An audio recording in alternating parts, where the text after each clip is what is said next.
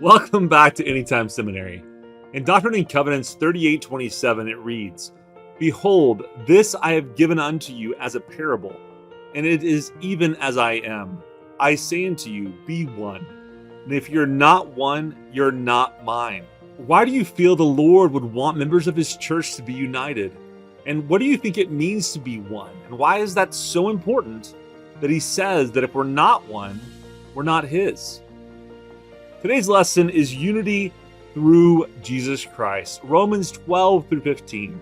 Meet Zach. Hello there. Zach, he's 14, and he and his family joined the church 3 years ago in Flint, Michigan. It took several months for Zach to feel welcome in his old branch, but his friends there really made him feel special, and he finally felt like he was fitting in. You can see him there hanging out with his friends, one of the group.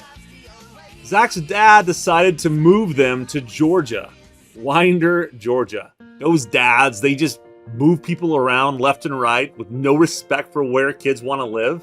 Zach went from being the cool kid in school to being the new kid, and that was so uncool. When Zach got to his new ward, he's having a hard time fitting in and feeling accepted, and feels lonely and like an outsider. Have you ever felt that way? Have you ever felt like you don't fit in the church or you don't belong? As a youth in the Winder ward, what would you do to help Zach feel welcome? If you were part of that congregation, how would you make him feel included? How would you welcome him? What advice would you give him to help him? And what would you say to the other youth in your ward to help Zach feel included? Paul wrote his epistle to the Romans during a time when church members from different religious and cultural backgrounds began worshiping together.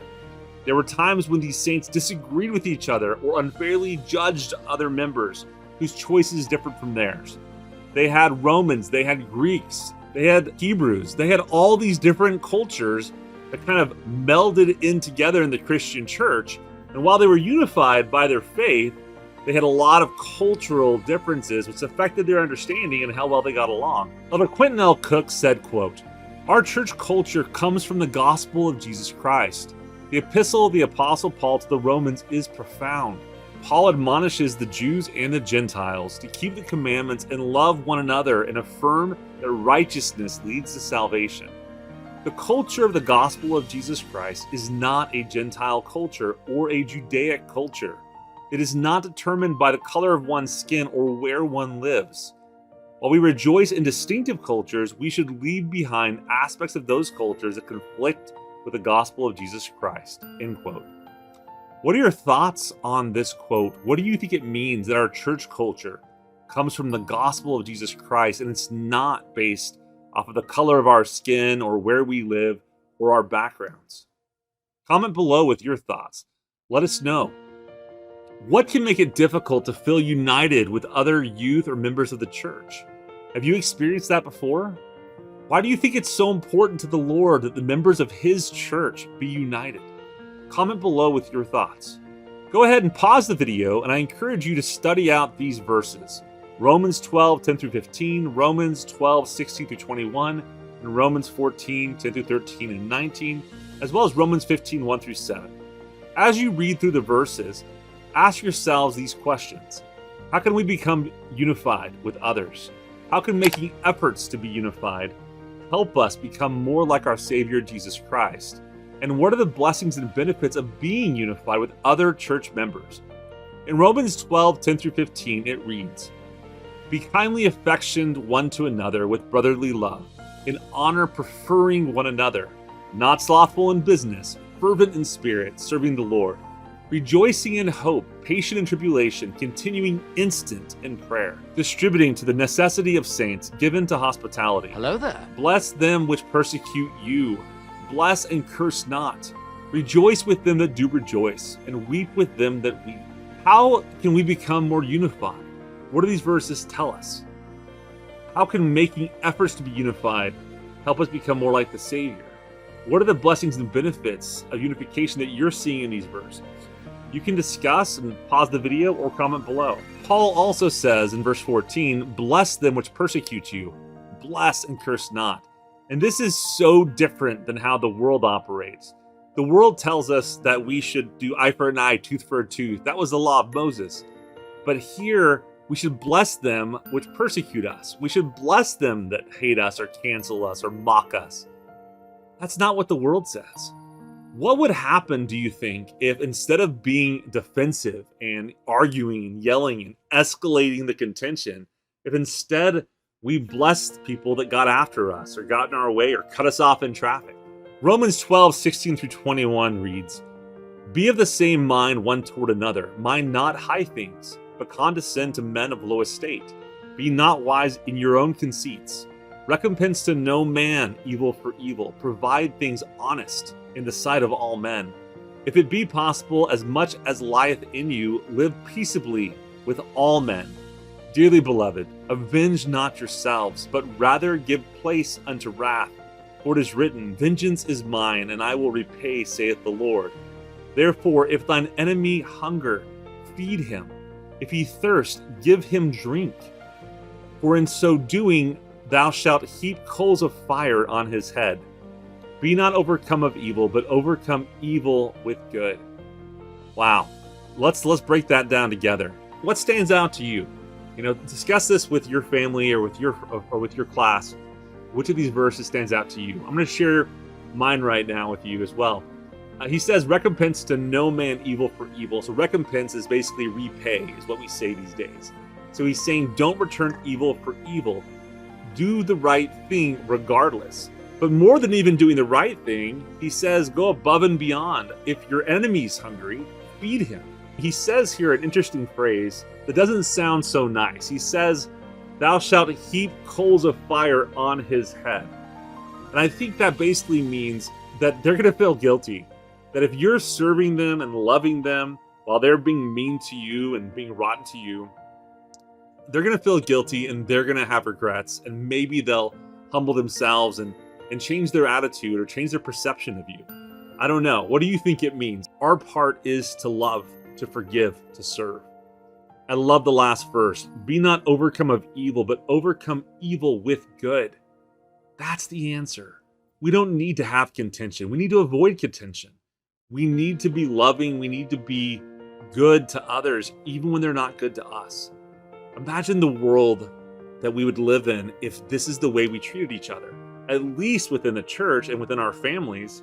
But at school, at work, we can all overcome evil with good. In Romans 14:10-13 and verse 19, it reads, But why dost thou judge thy brother? Or why dost thou set it not thy brother? For we shall all stand before the judgment seat of Christ. For it is written, As I live, saith the Lord, every knee shall bow to me, and every tongue shall confess to God. So then every one of us shall give account of himself to God. Let us not therefore judge one another any more, but judge this rather, that no man put a stumbling block or on occasion to fall in his brother's way. Let us therefore follow after the things which make for peace, and things wherewith one may edify another. What do you think? What does this teach us about being unified, about being kind and becoming more like Christ? What blessings do you think will happen if we behave this way? This morning we discussed this with our class, and one of our young men talked about how it's all about not judging others. And the Lord has said this so many times in the scriptures. There's just so many examples I can think of. I'm sure you can think of them too. But he says, why are we judging other people? Why are you setting it not or saying they're nothing?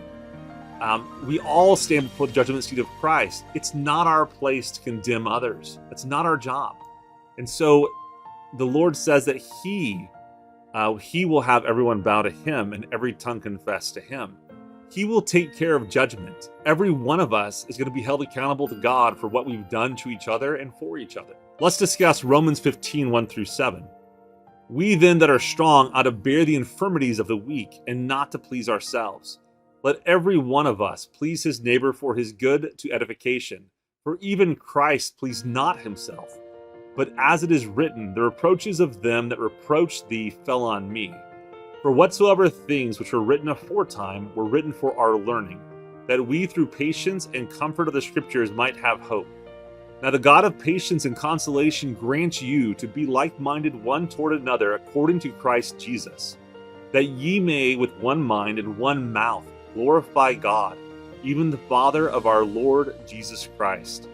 Wherefore, receive ye one another, as Christ also received us to the glory of God. So, what stands out to you in these verses? Do you see a pattern, a certain phraseology that God repeats? What themes are you seeing about unification and the blessings we'll receive? I'd love to hear your comments below, and I'd love for you to discuss with your family or your class. But for me, I'll say it's interesting that he emphasizes that we should not please ourselves. It's not about us. We shouldn't just try to be taking care of number one or ourselves. We should be serving others and taking care of others. And our example is Jesus Christ. He served others all of his life. He laid down his life for us.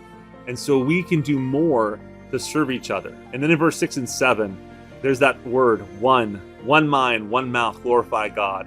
And here again, God emphasizes the nature of the Godhead. Glorify God, even the Father of our Lord Jesus Christ. As good ministers that we should be, good disciples of Jesus Christ, we should understand and have empathy for every person.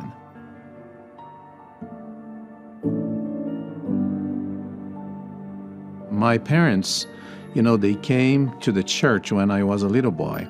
They were good people, but they had the worldly habits. So my father drank, my father smoked, my father had other habits that came from the world, and my mother was a very religious person, but she also had different habits. So what really helped them to stay in the church was the group of people in our little branch that embraced us, helped us, loved us. We would receive visits every other week from someone in the church. We would be invited to family home evenings in their homes. They made everything possible to embrace us and to bring us together in that new environment. My parents stayed in the church because of those 3 or 4 families that were very nice with them. When we understand people and their conditions and their circumstances, we tend to act in love. We tend to embrace them according to their needs. This is all about ministering, You minister to people according to the circumstances they are living, and we have to understand their challenges and their difficulties. I believe diversity is very important. Every person has their own way of thinking, and we should respect that. They were raised on that culture, on that thinking. And people take some time to really realize that there are different ways, there are even better ways to live, and we should be patient. We should just love people and respect the way they think, the way they live, and embrace them. That's what the gospel of Jesus Christ is. We should never make any discrimination because the way you dress or because the way you think. We are all children of God.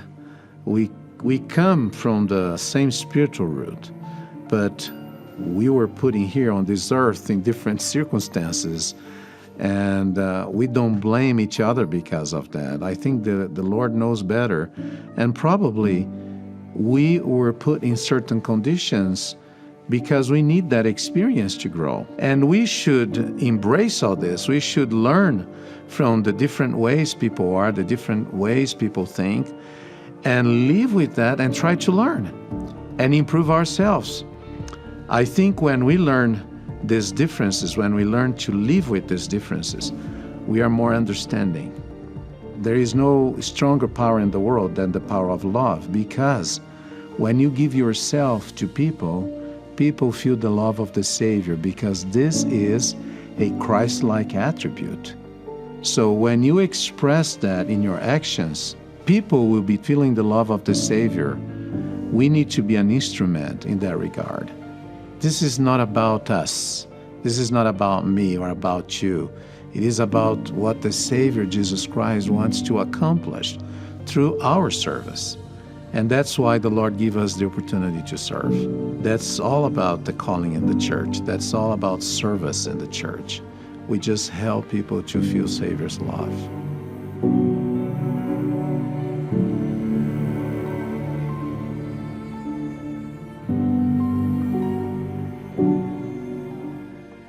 Wasn't that an amazing video? What stood out to you from Elder Suarez's message? Are we judging those who have more obvious sins when we know that all of us are sinners and all of us fall short of the glory of God? Maybe we can do better. Maybe we should do better in welcoming others and loving on others. And imagine how much better it would be if we loved and served instead of judging and condemning. I want to invite you to ponder whether there are any people in your ward or branch that may not feel included or unified. Consider what you can do to help them feel loved and included, and put your plan into action. Don't wait on anyone else. Don't wait on permission. Don't wait on a calling or an official assignment. We should be loving others. Let's all try to apply the power of true love, of true charity in our lives, love ourselves, love our family, love our friends, and even love our enemies.